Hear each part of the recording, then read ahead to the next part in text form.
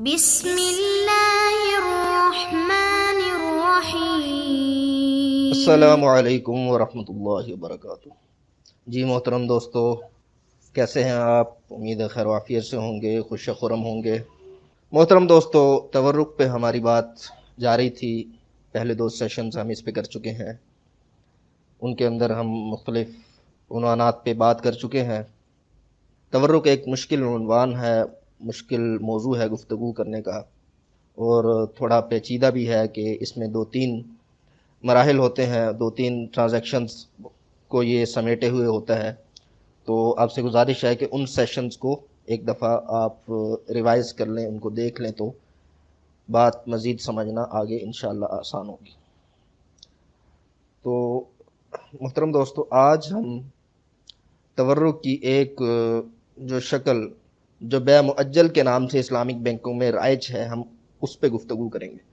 تورک کو بے مؤجل کے نام سے اسلامک بینک استعمال کر رہے ہیں، تو سوال پیدا ہوتا ہے کہ بے مؤجل اس کو کیوں کہا جاتا ہے؟ تو بے مؤجل تورک ہی کا دوسرا نام ہے، لیکن تورک کے اندر 2 معاملے ہو رہے ہوتے ہیں۔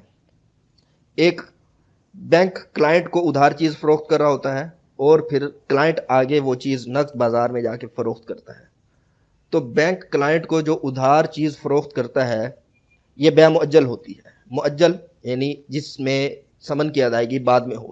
تو اس پورے معاملے کو بینکنگ میں جو ایک حصہ ہے اس معاملے کا، ایک لیگ ہے، اس کے نام پر اس پورے معاملے کو، تورک کے معاملے کو نام دے دیا گیا۔ تو اگر ہم اس کو اصطلاحاً دیکھیں تو یہ بنتا ہے تسمیۃ الکل باسم الجز، کہ پورے کا پورا معاملہ جو ہے، جو 2 لیگز پر، 2 مرحلوں پر مشتمل ہے، تو لیکن نام پورے کے پورے معاملے کو صرف ایک مرحلے کے نام پر دے دیا گیا، اور وہ ہے بے مؤجل۔ تو یہ ہوا ہے۔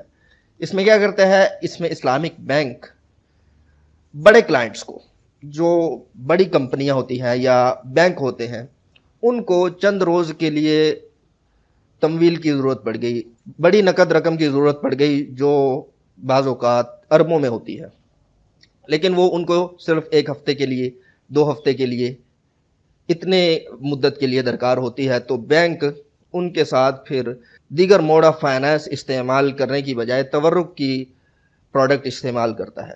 تو بینک ان کے ساتھ کیا کرتا ہے؟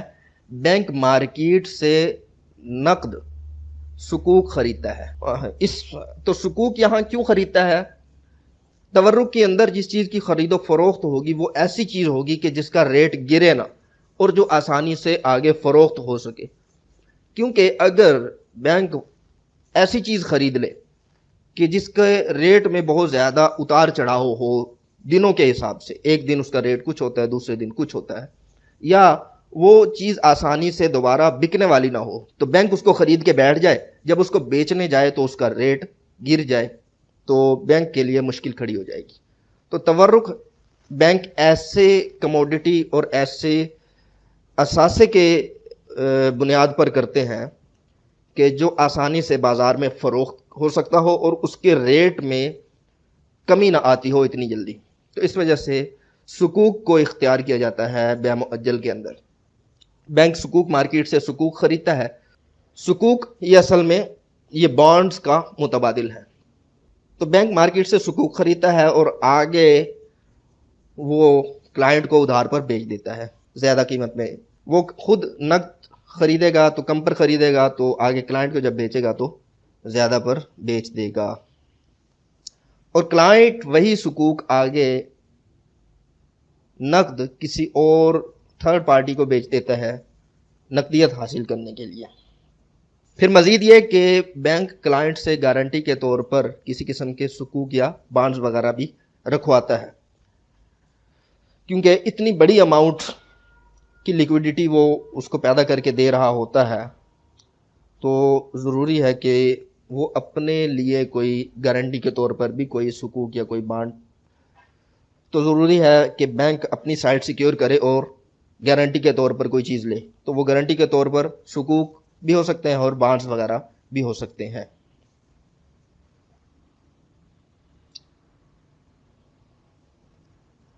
اب بے معجل کے سلسلے میں کچھ ہدایات ہیں جو اسٹیٹ بینک کی طرف سے اسلامک بینکوں کو دی گئی ہیں۔ اسلامک بینکوں کو اسٹیٹ بینک کی طرف سے ایک تو یہ ہدایت ہے کہ آپ تورق یعنی یہ بے معجل تو کریں، لیکن اسی پہ تکیہ کر کے نہ بیٹھ جائیں کہ اس کے ذریعے سے آسانی سے نفع کمایا جا سکتا ہے تو آپ بس اسی کو استعمال کرنے لگیں، 100% ساری کے ساری جو آپ کے پاس رقم ہے لوگوں کی دی ہوئی آپ بس ساری کے ساری تورق میں لگا کے بیٹھ جائیں۔ ایسا نہیں، بلکہ تورق کو آپ کم سے کم استعمال کریں گے۔ تو اسی کو کہا گیا کہ اپنے جو فائنانسنگ پورٹ فولیو ہے اس میں کم سے کم حصہ ہوگا آپ کے تورق کا، بے معجل کی پروڈکٹ کا۔ تو لیکن یہ اسٹیٹ بینک نے ہر بینک کی شریعہ بورڈ پہ چھوڑ دیا کہ آپ وہ کم سے کم مقدار کیا طے کرتے ہیں کہ جو تورق کی ہو آپ کے پورے فائنانسنگ پورٹ فولیو کی۔ تو کسی نے 50% طے کی ہے، کسی نے 25%، کسی نے مختلف مقداریں ہیں جو بینکوں کے شریعہ بورڈ نے بینکوں کو اجازت دی ہوئی ہے کہ آپ اتنا سکوک کا پورٹ فولیو اپنے فائنانسنگ پورٹ فولیو میں رکھیں گے۔ ایک شرط یہ ہے کہ سکوک کا سٹاک بینک کے پاس پہلے سے 100% موجود ہو، یعنی بینک جن سکوک پر تورق کرنے جا رہا ہے، جو سکوک اس نے کلائنٹ کو آگے بیچنے ہیں، ایسا نہ ہو کہ وہ اسی دن مارکیٹ سے سکوک اٹھائے اور آگے کلائنٹ کو بیچ دے اور کلائنٹ وہ پھر جا کے اسی پارٹی کو بیچ دے جس پارٹی سے بینک نے خریدے، تو یہ عینہ کے زیادہ قریب ہو جائے گی صورت۔ اس سے بچنے کے لیے یہ کیا جاتا ہے کہ یہ کہا جاتا ہے کہ بینک کے پاس سکوک کی وافر انوینٹری موجود ہو، اگر اس کو مارکیٹ سے سکوک خریدنے بھی پڑیں تو کم از کم وہ سکوک جو جن کے ذریعے سے اس نے تورق کرنا ہے ان کی انوینٹری تو 100% اس کے پاس موجود ہو، ٹھیک ہے۔ تو اس سے یہ ہوگا کہ جب کلائنٹ یہ سکوک آگے اس پارٹی کو جس پارٹی سے اگر بینک نے خریدے اسی کو بھی جا کے بیچے تو اس کے پاس وہ سکوک نہ پہنچے کہ جو سکوک بینک نے اس سے خریدے تھے، بلکہ اس کے پاس مختلف سکوک پہنچے۔ گویا کہ ایسا ہوگا کہ بینک نے اور چیز خریدی تھی اور کلائنٹ نے آگے اور چیز جا کے بیچی، تو یہ عینہ سے معاملات زیادہ بعید ہو جائے گا اور اس میں زیادہ اتھینٹسٹی آ جائے گی اور یہ شبہ سے زیادہ دور معاملہ ہو جائے گا۔ تو یہ شرط اس وجہ سے لگائی جاتی ہے۔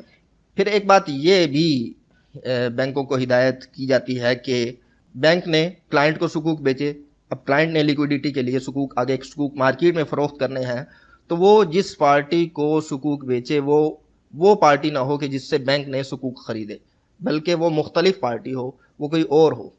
یہ بھی عینہ ثلاثیہ کے تصور سے بچنے کے لیے، تاکہ تورق جو ہے وہ زیادہ سے زیادہ درست صورت میں واقع ہو سکے۔ یہ اس وجہ سے کہ جو عقود ہیں وہ صرف لیکوڈیٹی پیدا کرنے کے لیے ہی کیے جا رہے ہیں، لیکن اگر ایسا ہوگا کہ ادھر سے بینک نے جس پارٹی سے سکوک خریدے پھر کلائنٹ کو فروخت کیا، کلائنٹ نے پھر اسی پارٹی کو جا کے فروخت کر دیے، اس میں فیکنس اور بڑھ جائے گی۔ لیکن اگر کلائنٹ کسی اور پارٹی کو سکوک جا کے فروخت کرتا ہے تو معاملہ تھوڑا مختلف ہو جائے گا۔